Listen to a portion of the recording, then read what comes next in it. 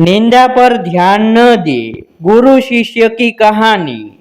प्राचीन काल में एक संत दूसरे गांव जाने के क्रम में अपने एक शिष्य के साथ एक गांव में कुछ दिनों के लिए रुके। गांव के लोग संत के पास अपनी समस्या लेकर पहुंचने लगे। संत बहुत विद्वान थे। वे अपनी बुद्धि से सभी परेशानियों को दूर करने का रास्ता बता देते थे। कुछ ही दिनों में संत की प्रसिद्धि पूरे क्षेत्र में फैल गई। संत रोज प्रवचन भी देते थे। उनके उपदेश सुनने के लिए गांव में दूर दूर से लोग आने लगे। संत की बढ़ती प्रसिद्धि को देखकर गांव के एक पुजारी को जलन होने लगी। वह सोचने लगा कि इस तरह तो उसके भक्त भी संत के पास पहुंचने लगेंगे। पुजारी जलन की वजह से संत को शत्रु मानने लगा था।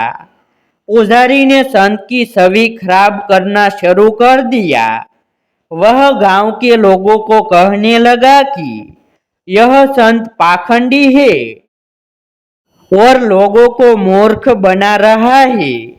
पुजारी के कुछ साथी भी इस काम में उसका साथ दे रहे थे। एक दिन संत के शिष्य ने गांव में अपने गुरु की बुराई सुनी तो वह क्रोधित हो गया। शिष्य तुरंत ही गुरु के पास पहुंचा और गांव में हो रही बुराई के बारे में बताया। संत ने शिष्य की बातें सुनी और कहा कि हमें इन बातों पर ध्यान नहीं देना चाहिए।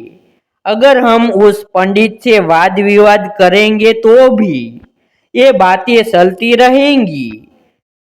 जिस तरह हाथी पर कुत्ते भौंकते हैं लेकिन हाथी अपनी मस्त चाल में चलते रहता है, ठीक उसी तरह हमें भी ऐसी बुराइयों पर ध्यान नहीं देना चाहिए। अपने काम में मन लगाना चाहिए। कहानी से सीख। यह जरूरी नहीं है कि हर व्यक्ति आपके पक्ष में हो। समाज में कुछ लोग हमारे पक्ष में होते हैं तो कुछ विपक्ष में भी होते हैं।